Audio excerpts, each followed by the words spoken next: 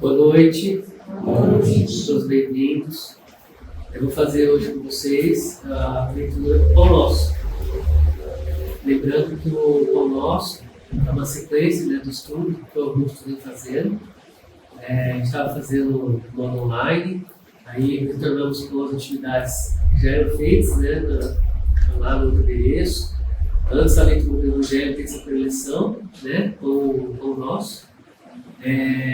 E hoje eu vou falar com vocês sobre o capítulo 134, Nutrição Espiritual. Tem alguém aqui pela primeira vez hoje? Tudo bem? No Pão Nosso, eu preparando para fazer o trabalho e tudo, eu vi que esse título, esse capítulo tem tudo a ver com o título do livro. Pão Nosso. O pão representa o quê? O alimento. E aqui está falando da nutrição espiritual.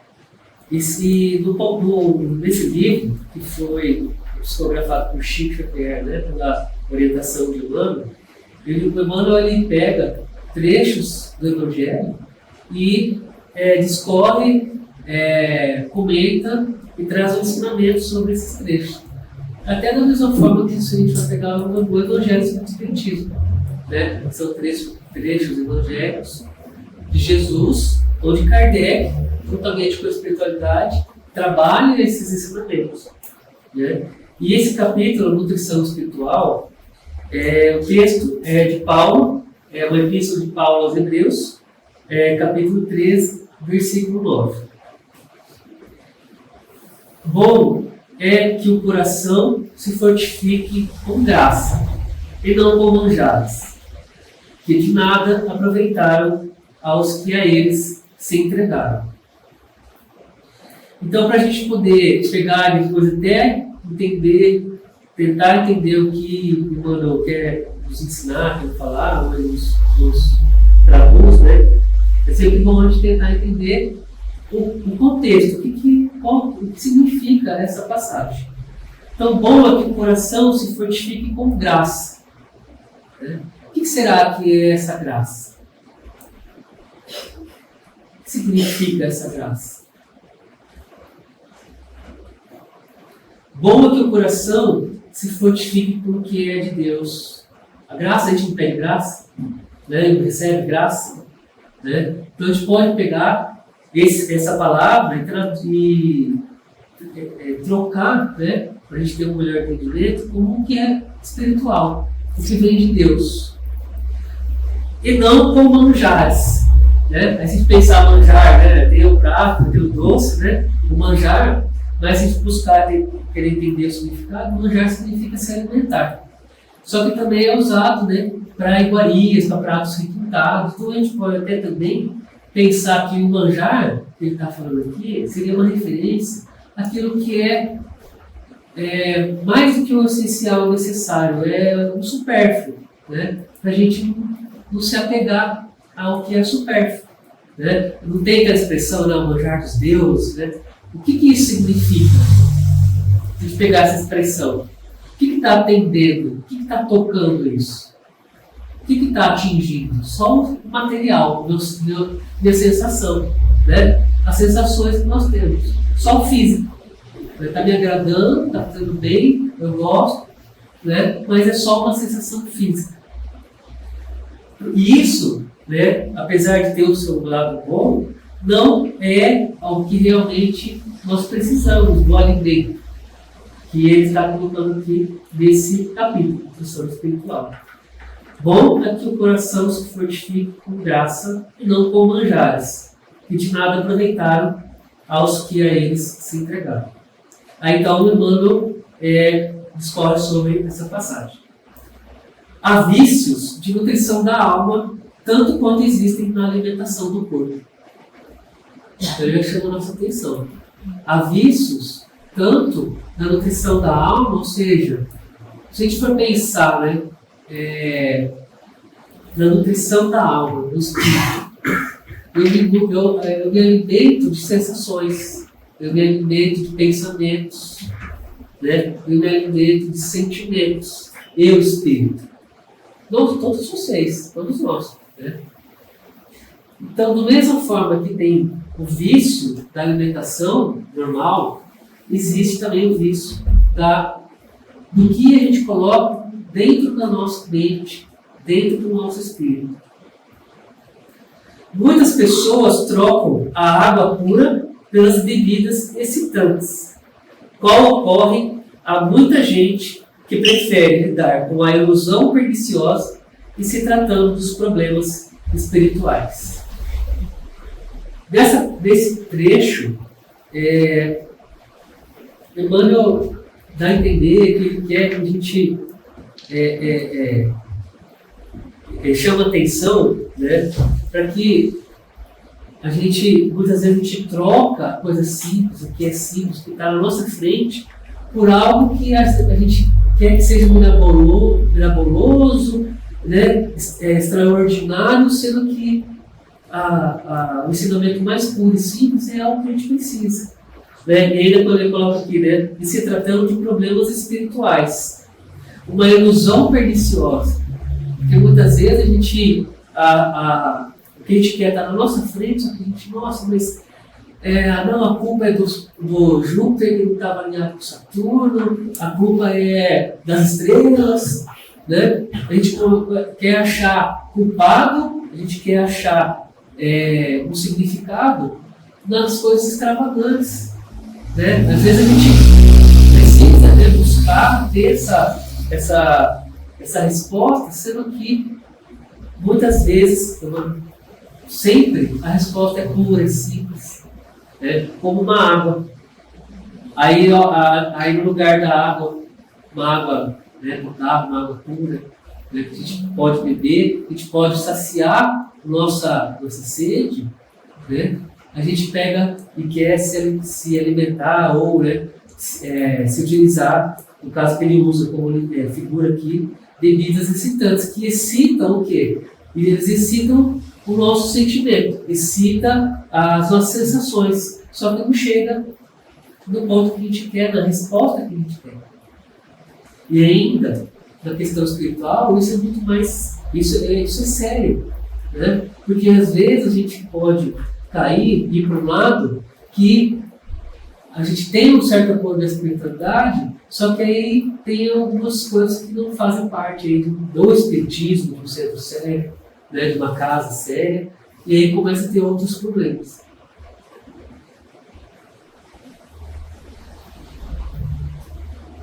O alimento do coração, para ser efetivo na vida eterna, há de basear-se nas realidades simples do caminho evolutivo. Se nós todos somos espíritos, somos eternos, né? Essa aqui é uma das minhas tantas encarnações que eu já tive e vou ter. Né? Então nós somos eternos, somos criados simples e ignorantes, nós temos um início, nós não temos um fim. A doutrina espírita ela mostra isso para nós. Né? Nós não temos um fim. A morte do corpo físico. Né? O que morre é o corpo físico, a vida biológica. Né? Mas eu, espírito, que estou aqui como Hélio hoje, sou eterno, todos vocês são. Né? Então, para que a gente nos alimente da melhor maneira possível, né? Já que a gente tem esse caminho pela frente, nós precisamos nos basear nas realidades simples do caminho evolutivo. Nosso caminho evolutivo, qual que é? Estamos aqui, a gente sempre fala, né, de evoluir, melhorar. Qual que é esse caminho evolutivo? Qual será? Ele sai do material e vai para o espiritual. Nós temos nossa fase necessária na matéria, pegar a matéria lá no primitivismo, nós vamos evoluir, nosso corpo físico evoluiu, o nosso espírito vai evoluir, né? E o nosso destino é ter uma pureza de coração, pureza de pensamento, pureza de atitude, né? Esse é o caminho evolutivo. Então, para que a gente consiga, né, ter uma caminhada boa, seja agora, nesse momento, e para o resto da minha jornada, a gente tem que se basear nas realidades simples, na humildade, na simplicidade. O material é importante, o dinheiro é importante, sim, para o essencial e para o necessário.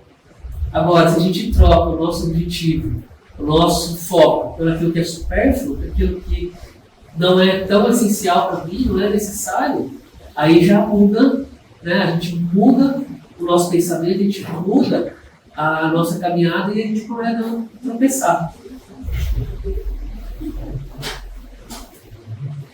É imprescindível que estejamos fortificados com os valores iluminativos, sem atender aos desdobramentos da fantasia que procede do exterior.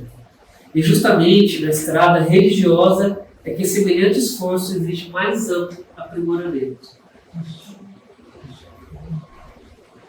É imprescindível que a gente tenha conhecimento, que a gente estude, que a gente tenha esses valores iluminativos, que eu entendo que ele quis dizer aqui, que são os ensinamentos de Jesus.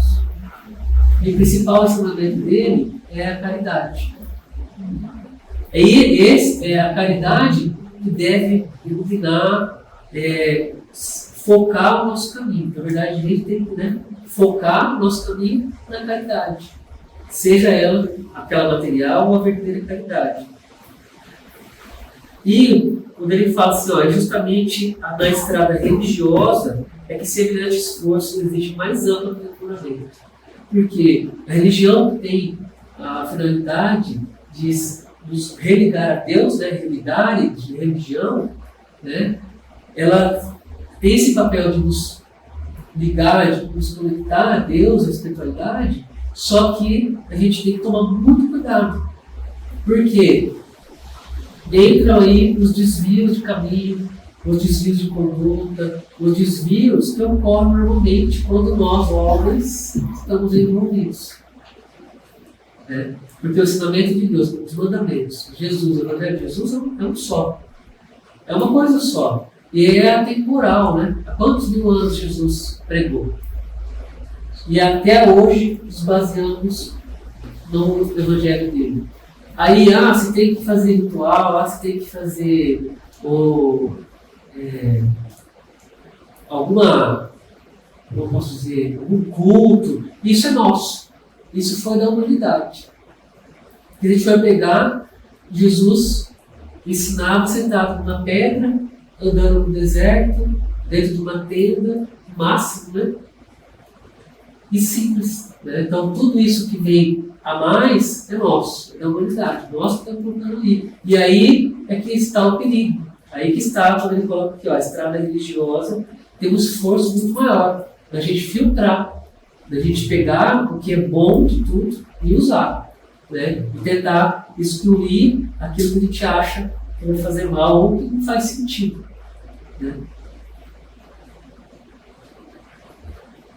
O crente, de maneira geral, está sempre sequioso de situações que lhe atendam os caprichos nocivos, quanto o gastrônomo anseia pelos pratos exóticos. Então aqui, o que ele quer dizer? Que o crente tem que crer. O crente tem que crer. Eu creio em Deus. Eu creio na espiritualidade. Então eu sou um crente. O crente, de maneira geral, sempre está sequioso, precisando, buscando situações que atendam os caprichos nocivos. Porque eu quero ver, eu quero sentir o perfume, eu quero ouvir, Então eu quero, Aí já veio falando por orgulho, por egoísmo. Tudo eu quero ouvir, eu quero fazer, eu quero ver, Então ele tem esse anseio, essa necessidade, assim como ele fala aqui, como o gastrônomo anseia pelos pratos exóticos. Só que o momento do espiritismo ser mais fenômeno do que estudo já passou. As mesas girantes, os médicos que levitavam, aqueles médicos que incorporidade, todos esses fenômenos, ou o ectoplasma, a pessoa expelir ectoplasma, tudo isso já passou. A gente não precisa mais disso. Ainda tem algum ou outro que precisa. Mas isso é necessário lá dentro do espiritismo para chamar a atenção para a doutrina, para os ensinamentos. para chamar atenção principalmente para a vida espiritual, para a realidade da vida espiritual. Agora nós estamos num momento intelectual, nós estamos num momento moral, que a gente tem que pegar o Evangelho que Jesus quis dizer, procurar entender, fazer, né, colocar a nossa vida nisso, tentar seguir essa questão moral. Entretanto, da mesma sorte, então vou começar só para não perder, que ele continua aqui, né? O crente, de maneira geral, está sempre sequioso de situações que lhe atendam aos caprichos nocivos, quanto o gastrônomo anseia pelos pratos exóticos. Entretanto, na mesma sorte que os prazeres da mesa em nada aproveitam nas atividades essenciais, as sensações empolgantes da zona fenomênica se tornam inúteis ao espírito, quanto este não possui recursos interiores suficientes para compreender as finalidades. Então, aquilo que eu acabei de falar. O que adianta eu ver, eu ouvir, eu sentir, se eu não estou preparado para assimilar, para entender tudo isso? Pode ter até um efeito contrário, né? Até afastar a pessoa da doutrina, né? Até tomar outra atitude, uma atitude que não deveria. Né? Então, se a gente não está preparado, não tem um embasamento para isso, né? Não adianta nada. Né? E outra, né? Às vezes a gente fala, eu quero ver um espírito, não quero ver um espírito. Às vezes a gente vê na rua uma pessoa comum e a gente não faz nem ideia o que é. Está passando do lado de um, a gente nem faz ideia. Por quê? Porque é normal, né? Ele espírito de sua forma, sua aparência, é como nós. Né? Então, às vezes, a pessoa não está nem preparada para um fenômeno e quer ver, quer ouvir, quer sentir, e muitas vezes pode ser até prejudicial.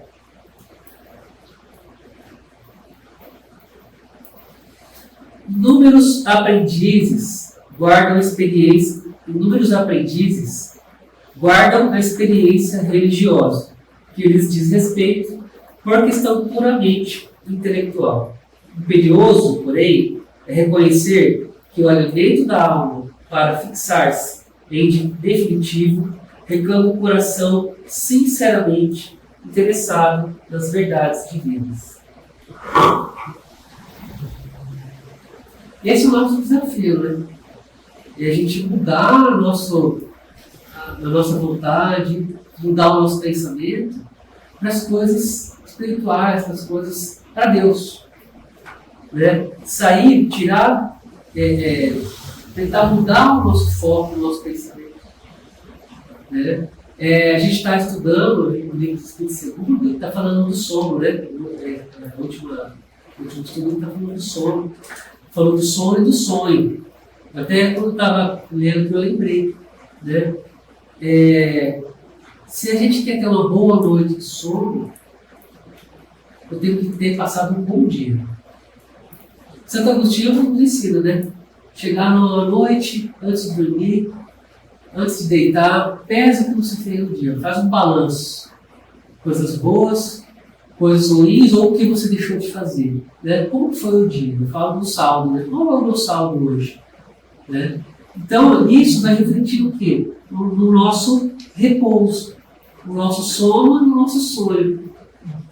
Né? Não basta chegar lá, só à noite, sentar lá fazendo a prece e dormir. Se durante o dia eu fiz mais coisas que me prejudicam, ou prejudicaram o outro, né, do que coisas boas. Ou até deixei de fazer coisas boas, né, porque o ensinamento da doutrina é que o mal também não está em não fazer o bem, e deixar de fazer o bem.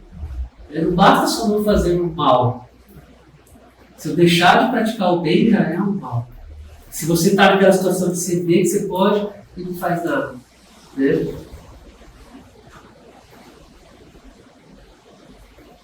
Então, por que eu trouxe isso para vocês? Né? Eu falei do sono do dia. Porque é o que ele fala aqui, né, nesse último trecho. Imperioso, porém, é reconhecer que o alimento que o alimento da alma para fixar-se em definitivo reclama o coração sinceramente interessado nas verdades divinas. Então, a minha conduta diária, o que eu faço durante o dia, né, vai me ajudar ou vai me atrapalhar nessa fixação, né, das verdades divinas em mim, né, para que eu modifique meu pensamento, modifique meu coração. Então, é esse exercício, né, que ele quer dizer aqui. Esse exercício de a gente todo dia se esforçar para pelo menos não fazer o mal, né? Procurar fazer enquanto puder o bem. Se esforçando nisso, a gente consegue fixar esses ensinamentos, fixar em nós essas verdades divinas. Quando um homem se coloca nessa posição íntima, fortifica-se realmente para a sublimação, porque reconhece tanto o material de trabalho digno em torno dos próprios passos, que qualquer sensação transitória para ele passa a localizar-se nos últimos degraus. Então, quando a gente começa a pensar nos nossos atos, nas nossas atitudes, nas nossas palavras, né? O Augusto fazia o estudo do horizonte vironês, né? O horizonte da mente, da fala e da vida, né? Porque o que eu penso, eu falo e eu ajo, né? Então, tudo que eu faço, eu penso mal, eu falo mal e eu pratico mal, né? Se eu penso bem, né, eu falo bem e eu pratico bem. É esse o nosso exercício, é o que ele coloca aqui. Se a gente começa a trabalhar isso, né, essas sensações transitórias, é bom a gente, né, satisfazer alguma coisa assim, material, a gente fica contente, mas que isso seja transitório. Né? Eu lembro uma vez, um tio meu falou assim, eu quero ter uma Silverado. Né? Quando lançou, ele falou, nossa, eu vou comprar a Silverado. Olha, isso aqui, caminhonete, isso aqui. Aí comprou, tá? Aí depois o tempo ele vendeu. Ele falou, tio, como assim, né? Você queria tanta caminhonete, você comprou a Silverado lá, você... eu realizei meu sonho, pra mim, né? Conquistei, vendi depois, tal. Tá bom aquilo, não ficou apegado àquilo. É claro, né? Assim, tem um carro, caminhonete e tal, mas é uma forma assim talvez de demonstrar isso, né? Que uma coisa que antes a gente colocava lá em cima, né? O bem material, o status, seguidores, né? Que hoje em dia está na moda, né? Seguidores, curtidas, e isso passa, isso deixa de ser importante, né? Pode fazer parte da nossa vida, né? Mas fica transitório. Aconteceu, não é tão relevante a ponto de eu modificar meu pensamento, modificar minha vida, né? Modificar como eu sou. Né? E isso a gente atinge justamente nesse exercício diário, né? De procurar pensar o bem, falar o bem, né? Praticar o bem. Nós vamos com isso, né? E para isso também a gente tem que começar a olhar para dentro de nós mesmos. Eu tenho que começar a olhar para dentro de mim e falar, o que eu faço de errado? O que eu faço de certo? Então eu tenho que fazer menos o errado e fazer mais o certo. Então é a reforma íntima, né? É o autoconhecimento. Então conforme a gente vai adquirindo isso, né, vai se reformando intimamente lá dentro de nós, a cada dia, as coisas materiais que a gente colocava lá em cima, né, que a gente dava a maior importância, começa a ser normal, passageiro, aconteceu, fez, né, e a vida segue. A gente não fica preso, né, porque às vezes a pessoa fica presa nisso, e aí não evolui. Né? Então é isso que ele deu a entender que Emmanuel, eu falo deu a entender porque Emmanuel, né, quem já leu bastante Emmanuel, muitas vezes a gente tem que ler e reler para entender o que ele quer passar, né? Mas estudando esse trecho, esse capítulo, é isso que dá para a gente poder entender dessa passagem, da nutrição espiritual. Né? Então, o que a gente sempre pede, a gente sempre pede o pão material. Isso é importante. Né? Só que a gente também busque não somente o pão material, mas o espiritual, para nos alimentar de coisas boas, né? E que a gente possa evoluir, melhorar aí a cada dia um pouquinho mais, né? Nem que se for, o importante é ir para frente, é caminhar. Né? No mínimo a gente vai ficar parado, né? Estacionar, mas o importante é a gente seguir sempre, né? Buscando esses ensinamentos e essas condutas. Nutrição espiritual. Bom do coração se frutifica com a graça, e não com manjares, e de nada aproveitam os que a eles se entregaram. Paulo, Hebreus 13, capítulo 13, versículo 9. Alguém tem uma pergunta? Tem alguma colocação, comentário? Hoje nós estamos fazendo uma nutrição espiritual, né? Então, largamos os nossos afazeres, largamos a nossa casa, viemos na chuva para nos nutrir. Então, estamos despertando. Né? E tem uma frase que eu próprio digo, que só para acrescentar, diz assim: se pensar, não fale, se falar, não faça. E eu comecei a praticar, tá dando bom. Tem dia que não dá bom não, mas tem dia que dá bom. É bom isso, né? Diminui um pouco. Mas só de você começar a pensar nisso, já é uma modificação. Você começa a disciplinar um pouco. Alguém mais? E tem aquilo, né, que fala, né, que a boca fala e o coração está cheio, né? Sim. Então, se você a gente só age, só fala a partir do momento que a gente tem dentro da gente, né? Então é aí que tem que se policiar, tem que pensar, começar a pensar duas vezes, né? E contar até 10, né? O famoso contar até 10.